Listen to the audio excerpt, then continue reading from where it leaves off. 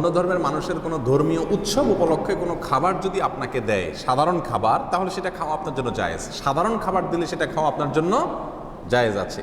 তারা যদি কোনো পশু জবে করে দেয়, যেহেতু মুশরিক, তাহলে সেটার গোশত আপনি খেতে পারবেন না। ফলমূল এ জাতীয় কোনো কিছু দিলে সেটা আপনি খেতে পারবেন। আলী রাদিয়াল্লাহু তাআলা আনহুর কাছে নাইরুজ উপলক্ষে, নাইরুজ মানে হলো মূলত নববর্ষ, অগ্নিপূজকদের ধর্মীয় উৎসবের দিন উপলক্ষে হাদিয়া পাঠানো হয়েছে, তিনি সেটাকে অ্যাকসেপ্ট করেছেন।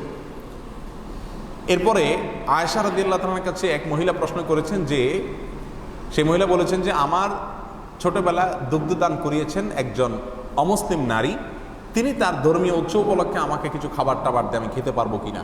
তখন আয়েশা রাদিয়াল্লাহু তাআলা বলেছেন যে যদি কোনো পশুর গোশত টোস্ত দেয় এগুলো খাবা না, কারণ মুশরিকদের জবাই করা পশুর গোশত খাওয়া যায় না।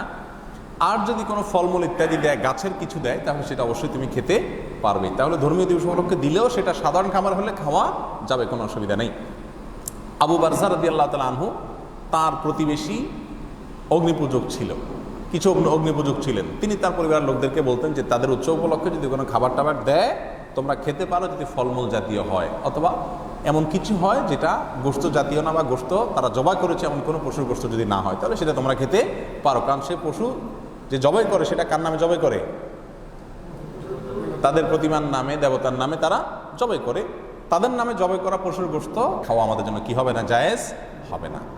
তাহলে সাধারণ যে খাবারগুলো আছে তাদের উৎসবের দিনও যদি তারা দেয়, এটা আপনি নিতে পারেন, কিন্তু উৎসব উপলক্ষে আপনি তাদেরকে কোনো বিশেষ কিছু দিতে যাবেন না। কারণ দেওয়ার মানে হলো তার শিরটাকে কি করা? সমর্থন এবং প্রমোট করা। মুসলিমকে স্বতন্ত্র সংস্কৃতি ইসলাম দিয়েছে, সেটাকে ধারণ করতে হবে এবং হেফাজত করতে হবে। আল্লাহ তাআলা আমাদেরকে বুঝার তৌফিক দান করুন।